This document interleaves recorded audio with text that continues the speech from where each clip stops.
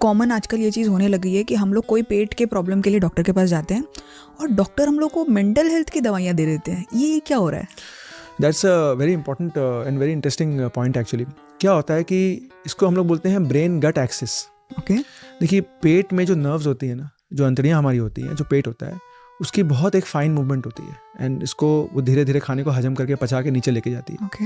And पूरा digestion का system, everything this is controlled very finally by nerves. और ध्यान रखिए, इतने लाखों करोड़ों नर्व्स होते हैं अंतड़ियों के आसपास उनको कंट्रोल करने के लिए, जो कि इस मूवमेंट को बहुत फाइनली मेंटेन करते हैं. इसका पूरा कंट्रोल मास्टर से आता है, which is the brain. Okay. तो उस ब्रेन से जो गट का जो इंटेस्टाइन का जो कनेक्शन है, उस ब्रेन गट एक्सिस को कुछ हार्मोन्स कंट्रोल करती हैं. होता क्या है कि कुछ हार्मोन्स की कमी से, चेंजेस से, एंड इसके कारण बहुत है, मेनली एंग्जाइटी, डिप्रेशन, स्ट्रेस. फिर हम लोगों का दिनचर्या है, एक्सरसाइज कर रहे हैं, नहीं कर रहे हैं, टाइम पे सो रहे हैं, नहीं सो रहे हैं, क्या खा रहे हैं, इन सबको मिला के उन हार्मोन्स की चेंजेस में, उन हार्मोन की केमिकल बैलेंस से पूरी इंटेस्टाइन की मूवमेंट बिगड़ जाती है. और इसको बहुत इंपॉर्टेंटली बोला गया है IBS, जो बहुत कॉमन डायग्नोसिस करते हैं, इरिटेबल बाउल सिंड्रोम. मतलब अंतड़ियाँ बहुत इरिटेबल है. कुछ भी जाएगा लगेगा कुछ गड़बड़ हो गई.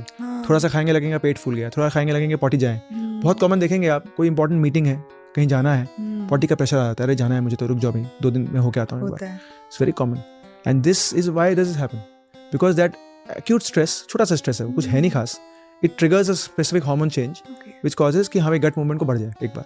तो पॉटी का प्रेशर होता नहीं पर आ जाता है. बहुत लोग मुझे बोलते हैं सर मैं खाता हूँ पॉटी जाता हूँ. Very common. होता क्या है, अब सोचिए यहाँ से लेकर नीचे तक ऑलमोस्ट 30 फुट का गैप है. 30 feet, intestine is 30 feet, yeah, nearly. So when you're putting something into your mouth, वो हजम होगी तो नीचे नहीं उतर रहा है, तो पॉटी का प्रेशर क्यों आ रहा है? क्योंकि वो एक सिग्नल जा रही है ब्रेन में और वो ब्रेन सिग्नल दे रहा है कि पॉटी अब नीचे आएगी. So this is this reflex, this chemical balance. So that means कि जो हम खा रहे हैं वो नहीं निकल रहा, because हमारे ब्रेन ने सिग्नल भेजा है, इसलिए हमें जाना पड़ रहा है. Absolutely. Because how can you expect 30 feet of the intestine to move? 30 foot कैसे मूव करके नीचे खाना हजम होकर आएगा? So it is mainly कि वो वहाँ से सिग्नल जाता है एंड इस सिग्नल को चेंजेस करते हैं इस तरह की दवाइयाँ. सो ये देखिए, हम लोग mental health is one problem also, क्योंकि stress, anxiety, depression, they also increase all the gastric issues. मतलब हम लोग देखे हैं कि जो डिस्पेप्सिया बोलें, गैस बोलें, इंटेस्टाइन की पॉटी की प्रॉब्लम बोलें, सब उससे बढ़ती है. और ये जो दवाइयाँ होती हैं, इनमें स्पेसिफिक केमिकल्स होते हैं जो इन हार्मोनल चेंजेस को रिवर्स करती हैं. तो जैसे हम लोग माइग्रेन में दवाइयों को यूज़ करते हैं, हम लोग दर्द में भी इन दवाइयों को न्यूरोपैथिक पेन बोलते हैं. जैसे डायबिटीज़ में कई लोगों को पेन होता है शोल्डर में, नेक में, उन लोगों को इन दवाइयों की आवश्यकता पड़ती है, न्यूरोपैथिक पेन बोलते हैं. सो दीज आर न्यूरोमॉड्यूलेटर्स, नर्व की केमिकल बैलेंस को चेंज करती है, हार्मोन्स को चेंज करती है, और उससे ये फर्क पड़ता है पेट में भी. एंड ऑफ कोर्स स्ट्रेस भी कम करती हैं, वो डिप्रेशन भी कम करती हैं, विच अल्टीमेटली हम लोगों को जो रूट कॉज है प्रॉब्लम का, उसको सॉल्व करने में हेल्प करती है.